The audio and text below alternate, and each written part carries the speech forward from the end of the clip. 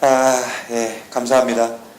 여러분들이 기도해 주신 덕에 제가 몸이 많이 회복이 됐어요. 그래서 지난 한 주간 병원에 좀 있으면서 여러분이 기도해 줘가지고 많이 회복되고 이제 많이 좀 몸이 돌아오고 있는 것 같습니다. 제가 조금 이렇게 힘이 없냐 이렇게 생각하지 마시고 기도해 주십시오.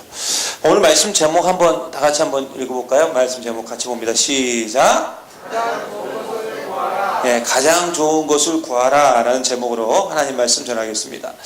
여러분, 오늘 교회 절기 중에 하나인 성령 강림주일입니다. 따라해보죠. 성령 강림주일. 굉장히 중요한 날이에요.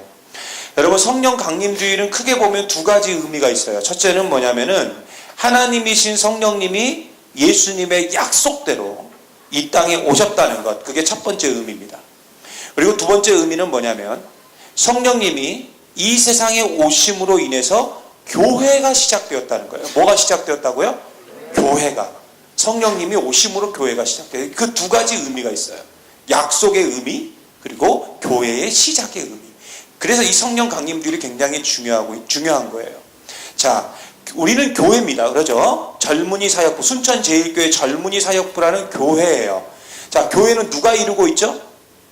저와 여러분이 이루고 있죠. 여러분 한 사람 한 사람이 이루고 있는 것이 뭐예요? 그게 교회예요. 저 혼자, 목사 혼자 나는 교회야. 그러면 그게 교회예요? 아니에요. 그건 교회가 아니에요. 교회가 아니에요. 성도 한 사람이라도 있어야 돼요. 그래서 예수님이 어떻게 얘기하셨죠? 두세 사람이 내 이름으로 모이는 곳에 내가 함께 하겠다 이렇게 말씀하신 거예요. 그러니까 혼자로는 교회를 이룰 수가 없어요. 꼭 복수가 돼야 돼요. 복수형이. 그렇기 때문에 잘 생각해 보세요. 교회를 구성하고 있는 우리 한 사람 한 사람에게 그래서 이 성령님은 그만큼 중요하다. 왜요? 성령의 임재하심을 통해서 뭐가 시작되었으니까? 교회가 시작되었으니까. 그래서 교회를 구성하고 있는 저나 여러분은 반드시 성령님이 함께 하셔요. 여러분 가운데 성령님이 함께 하신다고요? 여러분 믿으십니까? 여러분 이거 믿고 계셔야 돼요.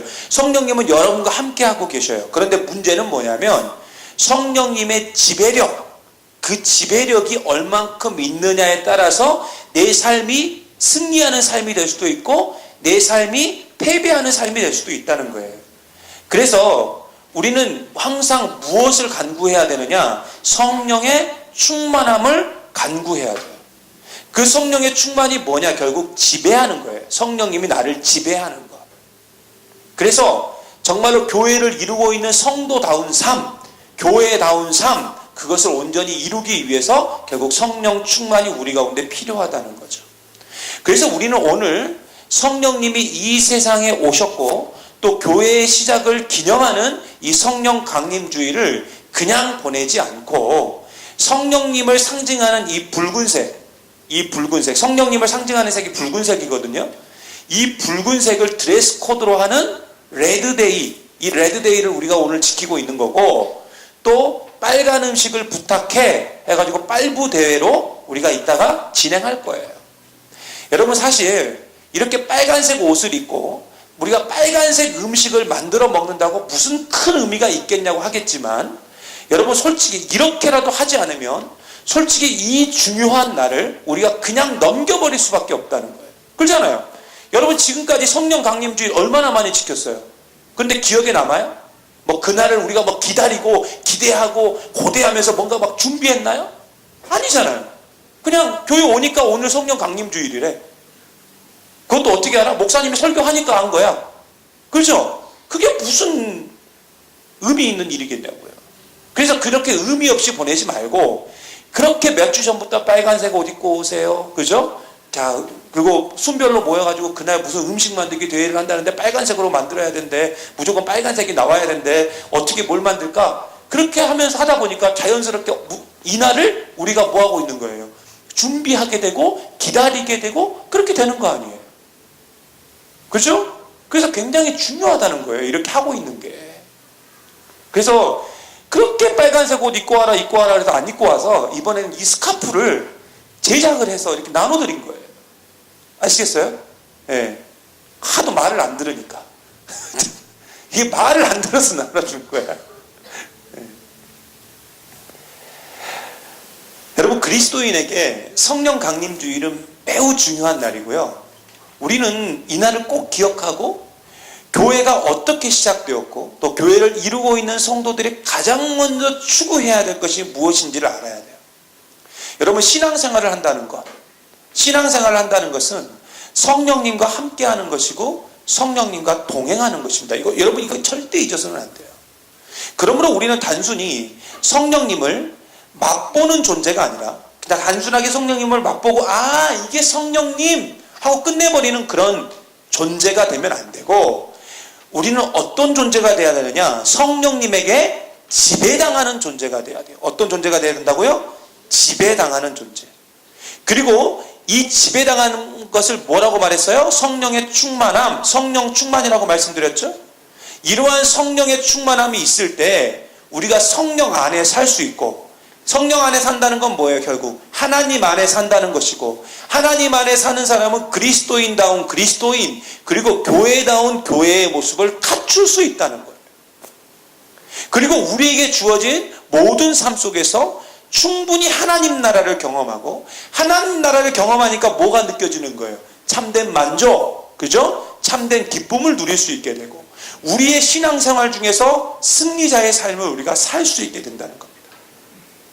그런데 솔직히 우리는 이 사실을 굉장히 중요하게 생각하면서도 이 성령 충만을 우리가 경험해요? 경험하지 못해요? 잘 경험하지 못해요. 그렇죠? 그걸 원하는데, 나도 그렇게 살기를 원합니다 하고 원하는데도 불구하고 우리가 그걸 경험하지를 못한다고요. 얼마 전에 신방을 갔는데요, 어떤 분이 저에게 기도 부탁을 하시는데 이렇게 기도 부탁하시더라고요. 가장 지금 큰 소원이 있대요. 그래서 무슨 소원입니까? 제가 기도해 드릴게요. 이렇게 말씀드렸더니 그분이 하시는 말이 뭐냐면, 예수님의 사랑에 푹 잠겨보고 싶대요. 예수님의 사랑에 푹 잠겨보고 싶대요. 여러분, 우리 청년들 중에서도 이런 신앙적 고민을 하고 있는 친구들 있죠? 나도 예수님 사랑에 푹 잠겨보고 싶다. 없나 보네요. 예. 있어요. 그죠? 감사해요. 세훈이 고마워. 예. 예수님 사랑에 푹 잠겨보고 싶죠. 예, 한 명 있었어요. 그래서 이제 한 명 푹 잠겨보고 싶은데, 여러분 진짜 그래요. 자, 그러면 이 분은 왜 예수님 사랑에 푹 잠겨보고 싶다 이렇게 기도 제목을 원했을까요? 여러분은 왜 그런 기도 제목을 원하세요? 왜 그럴까요? 예수님 사랑에 푹 잠기면 어떤 느낌이 있을 것 같아요? 그렇죠. 참된 만족을 누리게 되는 거예요. 예수님 사랑에 푹 잠기면 그냥 다 이룬 것처럼 느껴지는 거예요. 여러분, 내가 정말 사랑하는 사람과 함께 있을 때 어떤 느낌인가요? 만족감이 있죠. 진주랑 같이 있으면 모든 게 다 만족감이 있지. 더 이상 뭐가 필요가 없지. 그죠? 안 그렇다고요? 옆에 사람이 말한 거예요. 진주야, 세훈이가 말한 게 세웅이가 말한 게 아니다. 그렇지 않습니까? 여러분, 사랑하는 사람과 함께 있으면 어때요? 그냥 다 만족감이 있어요. 만족감이 없을 때는 이게 뭐야, 이게? 사랑이 식었다는 거지. 요건 좀 생각을 해봐야 될 문제야. 그때 가면. 다른 게 다 필요가 없어요. 그때 생각하는 게 뭐예요? 이 사람과 함께 했으면 좋겠다. 그러니까 다들 뭐 하는 거예요? 그러니까 결혼하는 거 아니에요? 그렇잖아요. 그러니까 결혼하는 거 아니냐고. 결국 예수님 사랑에 푹 잠기게 되면 만족을 누릴 수 있는 거예요. 어떤 상황, 어떤 조건 속에서도 기뻐할 수 있는 그 만족을 누릴 수 있으니까 그 기도 제목을 강력하게 원하고, 그 예수님 사랑에 푹 잠기는 것을 강력하게 예수님께 원하고 요구하게 되는 거예요. 그런데 이것을 다른 말로 하면 뭔 줄 아세요? 이걸 성령 충만이라고 말하는 거예요. 성령 충만. 여러분, 사도행전에 나오는 제자들을 보세요. 예수님의 제자들. 그들이 제자에서 사도로 변하게 된 결정적인 사건이 있었어요. 그게 뭐예요? 그게 뭐죠? 성령 충만이죠. 그렇잖아요. 성령 충만을 받은 그들이, 예수님의 제자들이 연약한 제자의 삶에서 이제는 뭘로 바뀌어요? 복음을 전하는 전사로 바뀝니다. 복음을 전하는 전사로 바뀌었다고.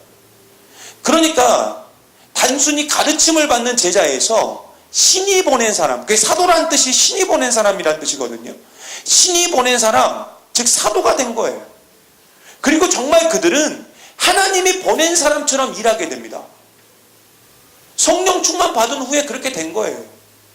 무서움도 없고요. 두려움도 없고요. 겁도 없이 복음을 전해요. 그러니 베드로 같은 경우는 바로 내일 아침에 순교할 수 있는 그 상황에서 그날 저녁에 뭐 하고 있는 줄 아세요? 내일 아침에 순교하는데, 내일 아침에 죽을 수밖에 없는데 사형 집행을 당하는데 그 전날 뭐 했냐고요? 우리가 사도행전에서 봤죠? 뭐 했어요? 잠을 잤어요. 얼만큼 잠이 들었냐면 천사가 와서 옆구리를 쳐야 일어날 정도로, 옆구리를 세게 쳐야 일어날 정도로 뭐 하고 있었다고요? 자고 있었다고요. 근데 한번 생각해 보세요. 여러분이요, 내일 사형을 당합니다. 그날 저녁에 잠이 올까요? 안 오죠. 자, 남자분들, 군대 다녀오신 남자분들, 입대하기 전날입니다. 잠이 와요? 안 와요. 입대하기 전날 잠이 안 옵니다. 그죠? 네, 선웅이 곧 잠이 안 올 날이 있을지어다. 네, 잠이 안 와요. 찬영이한테 물어봐. 잠이 안 와요, 잠이. 왜 안 와요? 나는 이제 죽었다. 이렇게 생각하니까. 잠이 안 오는 거예요. 그런데 베드로는 뭐 하고 있었다고요? 깊은 잠에 들었다니까요. 아니, 여러분, 이게 바로 성령 충만이에요. 내일 당장 내가 죽어도 평안함을 유지할 수 있는 것, 그게 성령 충만이라고요. 여러분, 이런 것 누려보고 싶지 않으세요? 이런 평안함을 누려보고 싶지 않냐고요. 하나님이 나와 함께 하시니까 두려움도 없고